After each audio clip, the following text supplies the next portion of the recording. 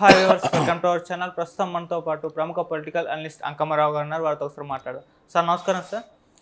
Sir యాత్ర 2 మరి జగన్మోహన్ రెడ్డి గారి బయోగ్రఫీగా తీయడం జరిగింది. మరి వాళ్ళ ప్రేక్షకుల ముందుకు వచ్చింది సార్.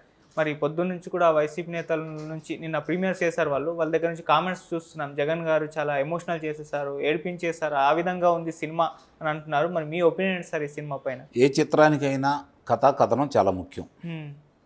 ఇప్పుడు అది గతంలో యాత్ర అనేది రాజశేఖర రెడ్డి గారికి సంబంధించింది.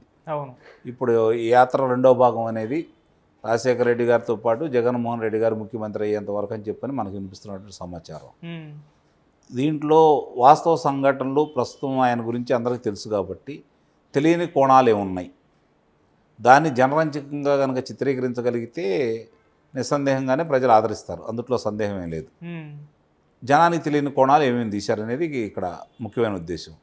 అట్లాగే ఎన్నికల సందర్భంగా ఆయన గెలిచే సందర్భం కూడా చూపిస్తున్నారు కాబట్టి ఏమేమి జరిగినాయి.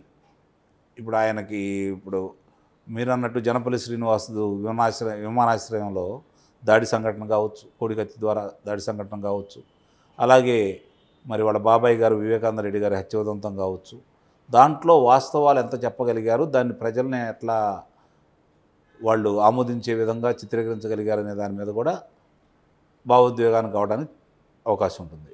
అలాగే కారాగారంలో ఆయన ఉన్నన్ని రోజులు 16 నెలలు ఉన్నారు కదా, మరి ఆ ఉన్నన్ని రోజులు కూడా ఆయన ఎలాంటి ఇబ్బందులు పడ్డాడు, అవన్నీ కళ్ళకు కట్టినట్టు ఏదన్నా చూపించేసి ఆ బాధలు ఏదన్నట్టు చూపిస్తే ప్రజలు అమ్మో నిజమే కదా జగన్మోహన్ రెడ్డి గారు ఇన్ని ఇబ్బందులు పడ్డారు అని చెప్పని చూడటారు. అలాగే ఆయన ఓదార్పు యాత్రకు సంబంధించి యాత్రలో ఏమేమి సంఘటనలు జరిగినాయి, ఆయన కలిసివేసిన సంఘటనలు ఏంటి, ఆయన మాట్లాడినది ఏంటి, అవన్నీ కూడా జనరంజకంగా కనుక చిత్రీకరిస్తే ఏదైనా సరే విజయవంతం అవుతాయి.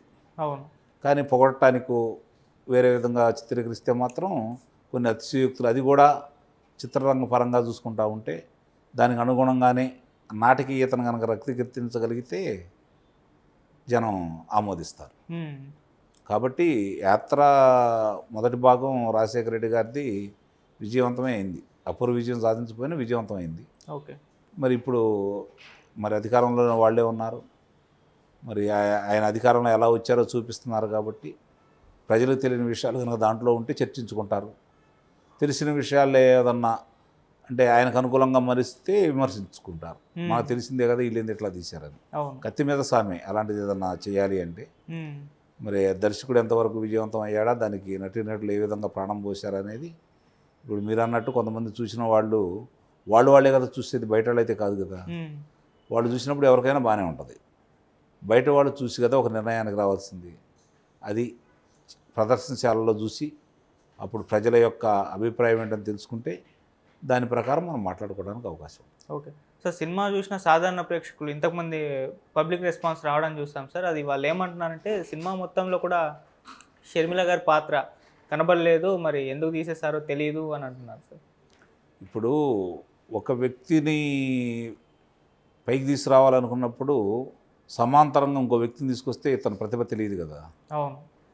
ఇప్పుడు ఆయన ఉద్దేశం రాజశేఖర రెడ్డి గారు, జగన్మోహన్ రెడ్డి గారే, వాళ్ళ ఉద్దేశం కూడా అదే కదా. కాబట్టి దాన్నే వాళ్ళు ముందుకు తీసుకెళ్తారు.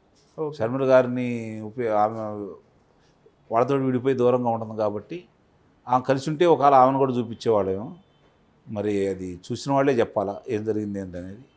ఎటు బయటికి వెళ్ళి ఇప్పుడు అన్న మీద పోరాటం చేస్తుంది, వేరే పార్టీ పెట్టుకుని తెలంగాణ వచ్చేసి, ఇక ఆమెకు అవసరం లేదు వీళ్ళకి, మళ్ళీ ఎన్నికలు ఎటు ప్రచారం చేయదు కదా, ఆమె అవసరం లేదు కాబట్టి ఆమెని దాంట్లో చూపించుండకపోవచ్చు. Okay sir. సినిమాలో జగన్మోహన్ రెడ్డి గారిని చాలా ఎలివేట్ చేయడం చూస్తున్నాం సార్. డైలాగులు ట్రైలర్లో కూడా మనకు అర్థమైపోతుంది. అంటే ఒక పిల్లిని తీసుకెళ్ళి అడవిలో వదిలేస్తే అది పిల్లే, కానీ పులిని తీసుకెళ్ళి జైల్లో పెట్టినా అది పులిగానే ఉంటుందని చెప్పేసి ఈ విధంగా డైలాగ్స్ చాలా ఉన్నాయి సార్. మరి ఇది రీల్ సినిమాలో మరి రియల్గా ఎలా సార్? జగన్మోహన్ రెడ్డి గారి గురించి ప్రత్యేకంగా మనం చెప్పుకునేది ఏముంది కొత్తగా? ఇప్పుడు సింహం అని చెప్పి వాళ్ళే సంబోధిస్తున్నారు కదా ఆయన. అవును. చిత్రంలోనే పులి అన్నారు, బయట వాళ్ళ శాసనసభ్యులు కావచ్చు, లోక్సభ సభ్యులు కావచ్చు, వాళ్ళ శ్రేణులు కావచ్చు, అందరూ కూడా సింహంతో పోల్చుకుంటారు కదా. మృగరాజు అంటారు కదా సింహాన్ని, అడవికి రాజు. అవును.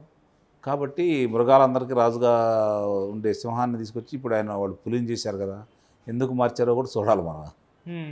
సింహాన్ని తీసుకొచ్చి పులిని చేశారు కదా, అవును. మరి ఎందుకు చేశారో కూడా మనం ఆలోచించాలి. సన్నివేశాలను బట్టి మాటలు కొన్ని చోట్ల మంచిగా రక్తి కట్టిస్తే బాగానే ఉంటుంది.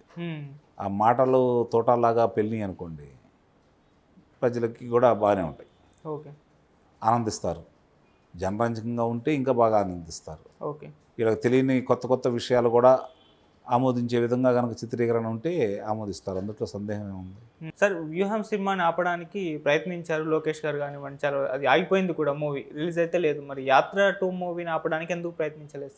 వ్యూహం మూవీ కావాలని వాళ్ళ పాత్రలనే అట్లనే చూపిస్తూ కించపరిచే విధంగా సన్నివేశాలు ఉన్నాయి కాబట్టి చేశారు. ఇది జగన్మోహన్ రెడ్డి గారికి సంబంధించిన విషయం, జగన్మోహన్ రెడ్డి గారి జీవితానికి సంబంధించిన విషయం కాబట్టి దాని జోలికి వీళ్ళు ఎందుకు వెళ్తారు? వాళ్ళని కించపరుస్తూ వాళ్ళ వేషధారణలాగా వాళ్ళని చూపిస్తూ అభ్యంతరకమైన సన్నివేశాలు ఉన్నాయి కాబట్టి దాన్ని అందరూ చూసి, న్యాయస్థానాలు కూడా చూసి నిజంగానే ఇలా అభియోగాలు నిజమని నమ్మితేనే కదా దాన్ని దూరంగా పెట్టింది. దీనికి ఎందుకు పట్టించుకుంటారు? గతంలో యాత్రను పట్టించుకున్నారా? ఇప్పుడు దీన్ని పట్టించుకోవడానికి పట్టించుకోరాళ్ళు. వాళ్ళకి ఇబ్బందికరం, ఎవరికైనా ఇబ్బందికరంగా ఉంటే వాళ్ళు వెళ్తారు అంతే. ఓకే సార్, మీరైతే ఈ సినిమా చూస్తారా సార్? నేను అసలు సినిమాలే ఈ మధ్య తగ్గించేసాను, చూడట్లేదు. ఓకే నిజంగా గొప్పగా ఉంది, చాలా బాగా తీశారంటే చూస్తాను, చూడకుండా ఎట్లా ఉంటాం? ఏం చెప్పారో చూడాలి కదా. అన్ని సినిమాలు చూడట్లేదు, ఈ సినిమా మాత్రం చూస్తాను నేను కూడా.